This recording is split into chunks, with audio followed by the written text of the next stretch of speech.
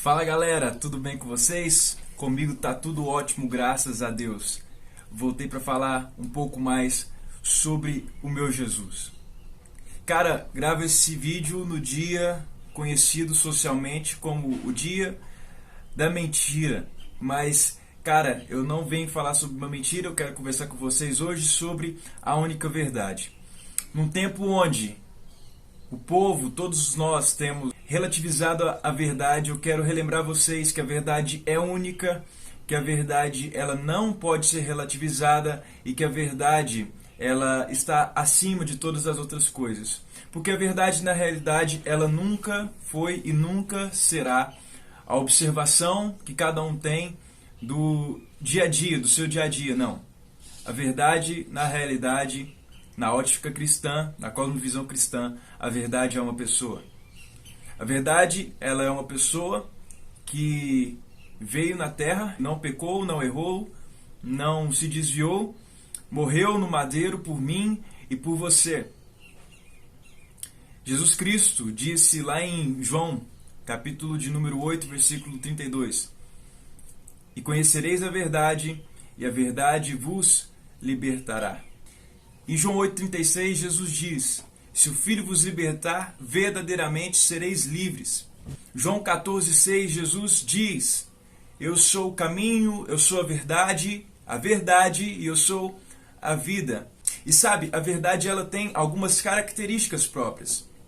Primeiro, a verdade se cumpre.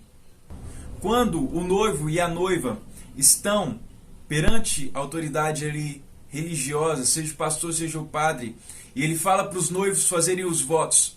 Ele diz assim: você, fulano de tal, aceita a fulana de tal como sua legítima esposa? Aceito.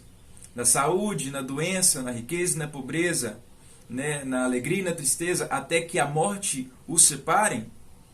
E ele diz: sim. Se o amor de fato é verdadeiro,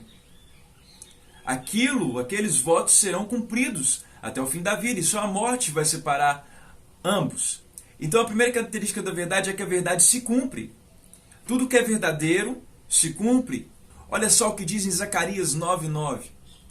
Alegre-se muito, cidade de Sião, exulte Jerusalém.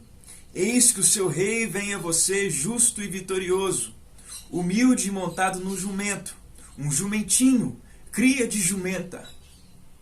Isso se cumpriu. Jesus entra em Jerusalém para ser morto. Ele se entrega montado no jumentinho. A palavra do profeta Zacarias se cumpriu na pessoa de Jesus. Olha só o que diz Isaías, capítulo de número 53, versículos 4 e 5. Certamente ele tomou sobre si as nossas enfermidades e sobre si levou as nossas doenças. Contudo, nós o consideramos castigado por Deus, por ele atingido e afligido. Mas ele foi traspassado por causa das nossas transgressões, foi esmagado por causa das nossas iniquidades. O castigo que nos traz a paz estava sobre ele, e pelas suas pisaduras, as suas feridas, nós fomos sarados. Se cumpriu. Cristo vem, morre, para que eu e você fôssemos sarados daquilo que o pecado nos causou. Se antes o salário do pecado era a morte, hoje o dom gratuito de Deus por causa do sacrifício vicário de Jesus é a vida eterna. Ora, a verdade se cumpre. Uma característica da verdade é que ela constrange. E cara, quando eu olho para Jesus, a pessoa de Cristo, a forma de tratar as pessoas, eu fico constrangido. Jesus me constrange. A forma como ele amava, a forma como ele pregava, a forma como ele ministrava sobre as pessoas, ela me constrange. O amor de Cristo manifestado em mim, mesmo eu sendo pequeno, pecador, pobre, nu, me constrange. Como alguém pode me amar tanto assim? Ah, quando eu vejo Jesus defendendo aquela mulher que foi pega em adultério e todos os religiosos queriam apedrejá-la. E Jesus diz: aquele que não tem pecado semelhante ao dessa mulher, aquele que não pecou como essa mulher também pecou, atire a primeira pedra. E cada um dos acusadores vão se retirando.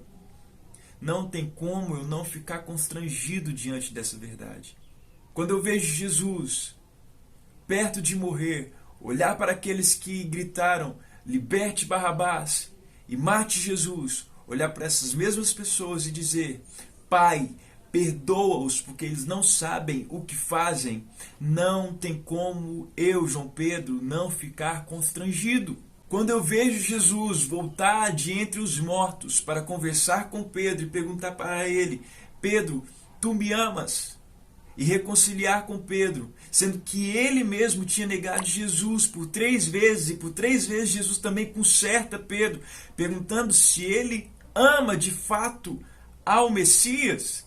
Não tem como, diante dessa segunda chance dada a Pedro, eu não ficar constrangido. Cara, a verdade liberta dos pensamentos antigos, a verdade liberta de um modo de viver errado. Uma das características da verdade também é libertação. Quando você escuta a verdade, quando a verdade vem sobre você, você se sente liberto. Liberto para viver melhor, liberto para andar de uma forma melhor. A liberdade chega nos nossos corações. E Cristo nos libertou do império das trevas e nos transportou para o seu reino. É o que diz em Colossenses. Ele nos tirou do nosso status quo, ele nos tirou daquilo que Adão nos encerrou, debaixo do pecado, o pecado que vem desde as nossas raízes. Ele nos tirou dessa condição e nos colocou na condição de filho, não mais escravo do pecado, mas sim filho adotivo de Deus. Quando você escuta algo que é verdadeiro, você se sente aliviado. Você se sente liberto daquilo que antes te prejudicava. E quando você dá de cara com a verdade, você começa a ver as coisas de outra maneira. Jesus nos ensina a olhar as coisas de outra maneira, da maneira que ele olhava. É fácil dar outra face? Não é fácil dar outra face, mas Jesus nos ensina a virar a face. É fácil servir? Não é fácil servir.